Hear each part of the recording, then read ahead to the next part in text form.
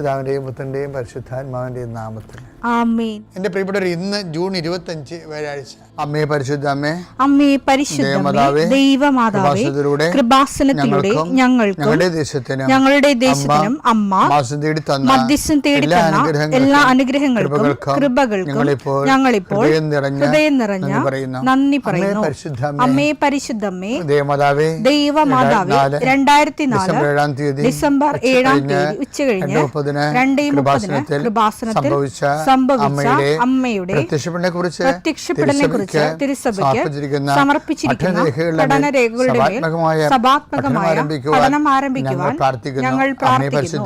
അമ്മേ പരിശുദ്ധമേ, ഭൂസ്വർലോകങ്ങളുടെ രാജ്ഞിയായ അങ്ങേയ്ക്ക് ഭൗമസംരക്ഷണത്തിനായി പ്രപഞ്ചപ്രകൃതിയെ തന്നെ തിരുസഭ പ്രതിഷ്ഠിക്കുവാൻ ഈ പ്രത്യക്ഷീകരണം വഴി ഇടയാക്കണമേ. പരിശുദ്ധമേ, ജപമാല മാതാവേ, സകല കൃപാസനം പ്രാർത്ഥനയോടും ചേർത്ത് ഞങ്ങളിപ്പോൾ പ്രാർത്ഥിക്കുന്ന ഈ കുടുംബത്തിന്റെ പ്രത്യേക നിയോഗം പറ മക്കളെ.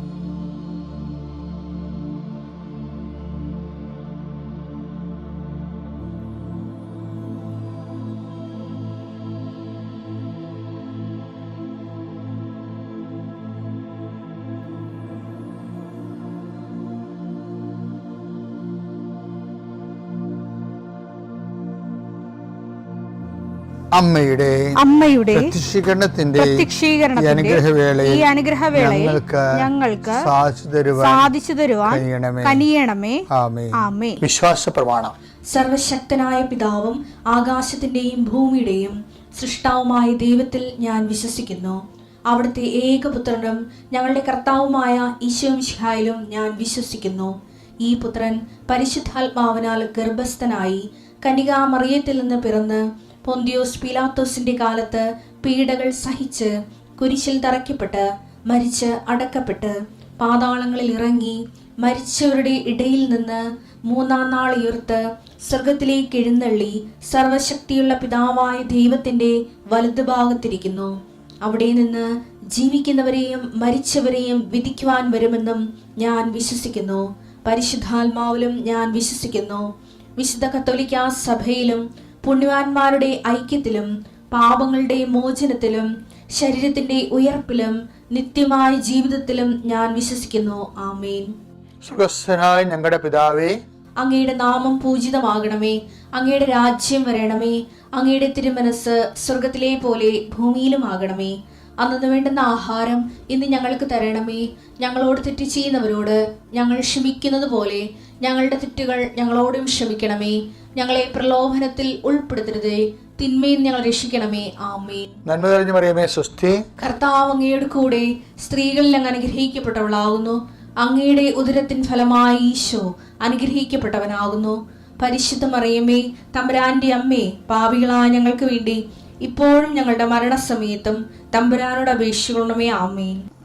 നാളത്തെ പ്രാർത്ഥനയ്ക്ക് നിങ്ങൾ എവിടെയാണ് പ്രാർത്ഥന ആവശ്യമുള്ളത് അവിടെ പോയി നിൽക്കണം. ചിലപ്പോൾ വീടിൻ്റെ അടിത്തറ ചെയ്തിട്ട് ഒന്നുമാകാത്ത അവസ്ഥയായിരിക്കും. ചിലപ്പോൾ വീടിൻ്റെ സ്ഥലം ഉണ്ടാകും, വീട് പണിയാൻ തുടങ്ങിയിട്ടില്ല, അല്ലെങ്കിൽ കെട്ടിടങ്ങളായിരിക്കും. ചിലപ്പോൾ നിങ്ങളുടെ ജീവിതമാർഗത്തിന് പറ്റിയ കടകളവലായിരിക്കും, ചിലപ്പോൾ കന്നുകാലിത്തൊടുത്തായിരിക്കും. ഇപ്പോൾ എവിടെയാണ് നിങ്ങൾക്ക് പ്രാർത്ഥന ആവശ്യമുള്ളത് അവിടെ നിങ്ങളുണ്ടാവണം. പിന്നെ നാളത്തെ പ്രാർത്ഥനയ്ക്ക് നിങ്ങളുടെ രേഖകളെല്ലാം കയ്യിലെടുക്കും. നമ്മളിങ്ങനെ ആഴ്ചയിൽ ഒരു വട്ടമാണ് ഇങ്ങനെ ചെയ്യണത്. രേഖകളെല്ലാം കയ്യിലുണ്ടാകണം. അപ്പോൾ ഇന്ന് ഞാനത് പറയുകയാണ്, നാളെ അതെല്ലാം കയ്യിലുണ്ടാകില്ല. ആ സമയത്ത് ഓടിപ്പോയി എടുക്കണം, ശരിയല്ല. അപ്പോൾ രേഖകളെന്ന് പറയുമ്പോൾ ഇപ്പോൾ അഡ്മിഷൻ നടക്കുന്ന സമയമല്ലേ, പല ആൾക്കാരും അഡ്മിഷന് വേണ്ടി പ്രാർത്ഥിക്കുന്ന സമയമാണ്. ചിലർ വിദേശ യാത്ര ഉള്ളവരുണ്ട്. ചിലർ ഇൻ്റർവ്യൂ ഉള്ളവർ, VFSൻ്റെ ഇൻ്റർവ്യൂ ഉള്ളവരുണ്ട്. ഇപ്പം ചില ആശുപത്രി പോകാൻ ആൾക്കാരുണ്ട്. അപ്പോൾ ആശുപത്രി ചീട്ട് കയ്യിലുണ്ടാകണം. ചിലപ്പോൾ കീമോയോ അതുപോലെയൊക്കെ ഉള്ള കാര്യങ്ങളില്ലേ, അതിലൊക്കെ പോകാൻ നേരത്ത് നമുക്ക് ഒരു ദൈവത്തിന് സമർപ്പിച്ച് കഴിഞ്ഞാൽ നമ്മുടെ റിസ്ക് എല്ലാം തീർന്നില്ലേ. പിന്നെ നമ്മൾ ദൈവത്തിൽ ആശ്രയിച്ചാൽ പിന്നെ നമ്മളുടെ റിസ്ക് തീർന്ന് ദൈവം അത് വേണ്ട പോലെ എല്ലാ കാര്യങ്ങളെക്കുറിച്ചും നമ്മളെക്കാളും ഷാർപ്പ് ഷൂട്ടായിട്ട് എന്ത് ചെയ്യണമെന്നതിനെക്കുറിച്ച് കർത്താവിന് പദ്ധതിയുണ്ട്. കൃപാസനത്തിലെ പ്രാർത്ഥന എന്ന് പറയുമ്പോൾ അത് അച്ഛൻ്റെ ഒരു പ്രാർത്ഥന അല്ലത്. അത് കൃപാസനം ആൾക്കാരെ ജീവനോടെ പ്രത്യക്ഷപ്പെട്ട് ദുരന്തം ഉണ്ടാകാമ്പോൾ പ്രാർത്ഥിക്കണമെന്ന് ആവശ്യപ്പെട്ട സ്വർഗം പ്രാർത്ഥിക്കണമെന്ന് ആവശ്യപ്പെടാൻ വേണ്ടി പ്രത്യക്ഷപ്പെട്ട സ്ഥലമാണ്. അവിടെ നിന്ന് കിട്ടുന്ന പ്രാർത്ഥന എന്ന് പറയുമ്പോൾ എൻ്റെ മക്കൾക്കത് ഉതകും. ഞങ്ങളൊക്കെ ബോധപൂർവം വളരെ അറിഞ്ഞുകൊണ്ടാണ് ഇത് പ്രാർത്ഥിക്കുന്നത്.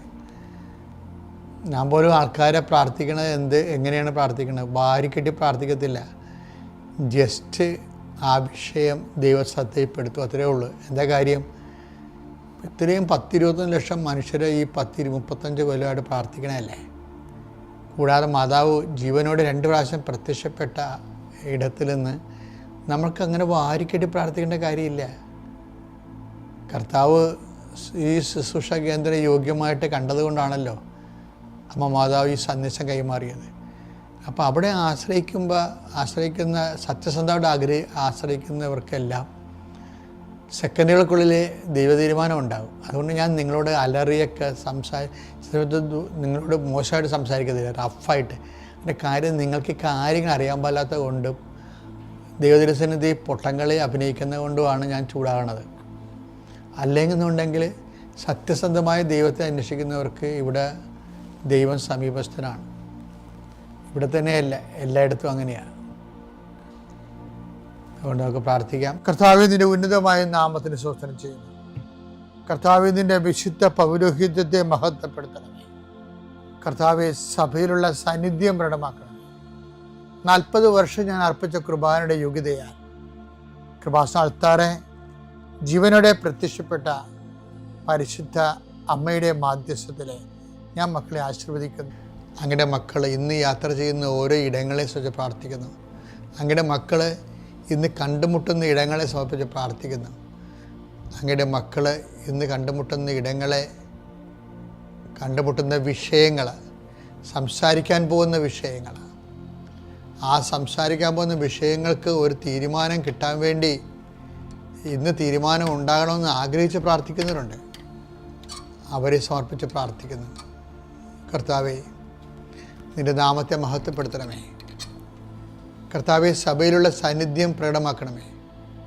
അമ്മേ, പരിശുദ്ധമ്മേ, ദേവമാതാവേ, ആരെല്ലാം ഇപ്പോൾ ഉണർന്നിരുന്ന് പ്രാർത്ഥിച്ച് ഈ പ്രാർത്ഥനയോട് ചേരുന്നുണ്ടോ, ആരെല്ലാം ഈ പ്രാർത്ഥനയിൽ ആശ്രയിക്കുന്നുണ്ടോ, അവരെ എല്ലാം നീ ആശീർവദിക്കണം.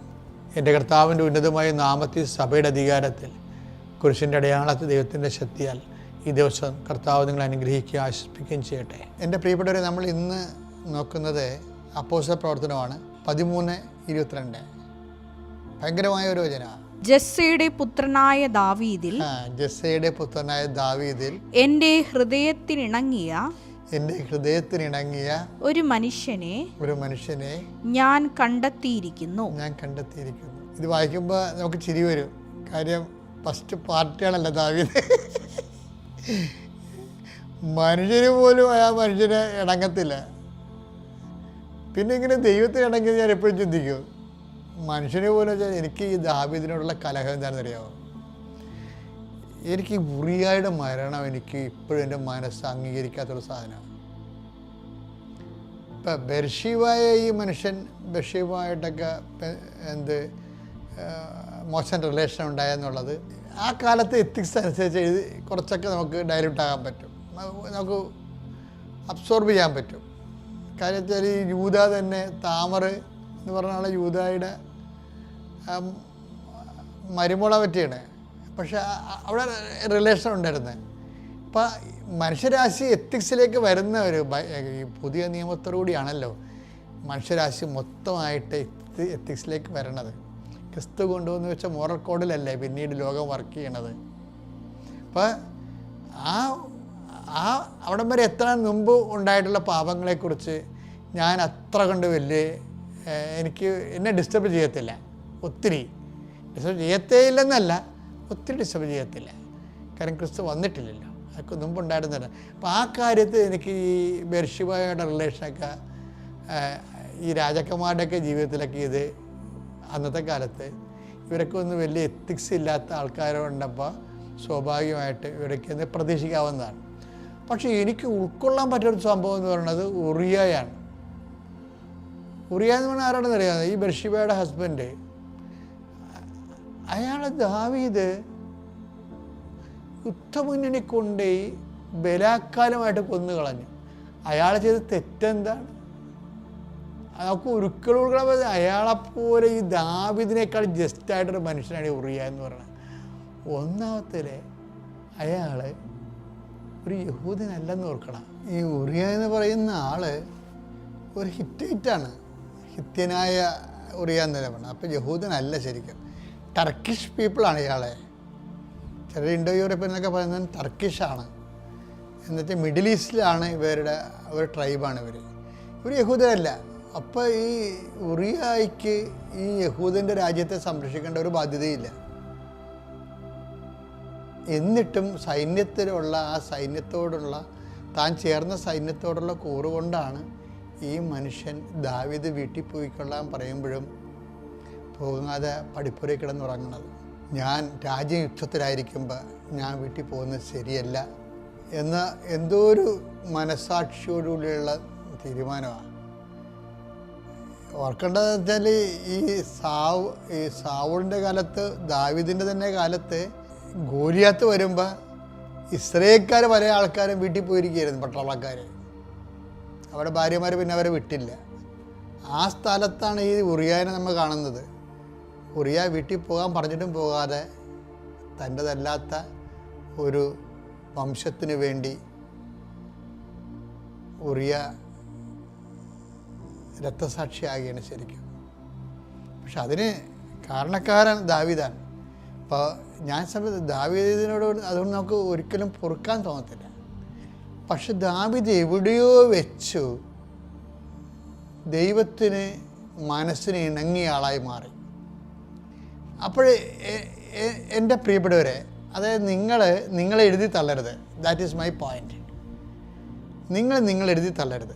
നിങ്ങളുടെ കയ്യിൽ നിന്ന് എന്തെങ്കിലുമൊക്കെ അബദ്ധങ്ങൾ ഏതെങ്കിലും കാലത്തൊക്കെ ഉണ്ടായി കാണും. ചിലപ്പോൾ അബോർഷനാണ്, അല്ലെങ്കിൽ വേറെ ഏതെങ്കിലും തരത്തിലുള്ള അബദ്ധങ്ങൾ അറിവില്ലായ്മ കൊണ്ടുണ്ടാകുമല്ലോ ആൾക്കാർക്ക്. എല്ലാവരും എല്ലാ കാര്യത്തെക്കുറിച്ചും ഒറ്റക്കരവുള്ളവരാണോ? എനിക്കങ്ങനെ തോന്നിയിട്ടില്ല ശരിക്കും. അപ്പം ചിലപ്പോൾ അറിവില്ലായ്മ കൊണ്ട്, ചിലപ്പോൾ അന്നത്തെ ഒരു വൈകാരികമായ നിങ്ങളുടെ ചുറ്റുപാട് കൊണ്ട് നിങ്ങളുടെ കയ്യിൽ നിന്ന് അബദ്ധങ്ങൾ പറ്റും. അപ്പം പിന്നീട് നിങ്ങൾ ഓർക്കും, അയ്യോ എൻ്റെ കയ്യിൽ നിന്ന് ഇത്രയും വലിയ അബദ്ധങ്ങൾ പറ്റിയല്ലോ, ഇനി ഞാൻ പ്രാർത്ഥിക്കാൻ പോലും യോഗ്യനല്ല, ഞാൻ പ്രാർത്ഥിച്ചതൊന്നും ദൈവം കേൾക്കണം. പല മനുഷ്യരും എനിക്ക് തോന്നിയിരിക്കണമെങ്കിൽ അറിയാവും, ഓ ഞങ്ങളൊക്കെ പ്രാർത്ഥിച്ച ദൈവം കേൾക്കാൻ പോണ, ഇങ്ങനെ പറയണ കുറേ മനുഷ്യൻ കണ്ടുണ്ട്. ഓ ഞങ്ങളൊക്കെ പ്രാർത്ഥിച്ച അതിനാണ് ഈ അച്ഛന്മാർ, അതുപോലെ തന്നെ പാസ്റ്റർമാർ, ഏജൻസികൾ, പ്രാർത്ഥന ഏജൻസികൾ ജനങ്ങൾ വെക്കണത്. ജനങ്ങളുടെ ശരിക്കും പറഞ്ഞു കഴിഞ്ഞാൽ അവരുടെ കോൺഫിഡൻസ് കുറവാണ് അങ്ങനെ ചെയ്യണത്. എന്ന് പറഞ്ഞാൽ മധ്യസ്ഥ പ്രാർത്ഥന വേണ്ടെന്നൊന്നുമല്ല ഞാൻ പറയണത്. ഞാൻ പറയുന്നത് എൻ്റെ മക്കൾ സ്വയമായിട്ട് ബലം പ്രാപിക്കണം എന്നാണ് എൻ്റെ അഭിപ്രായം.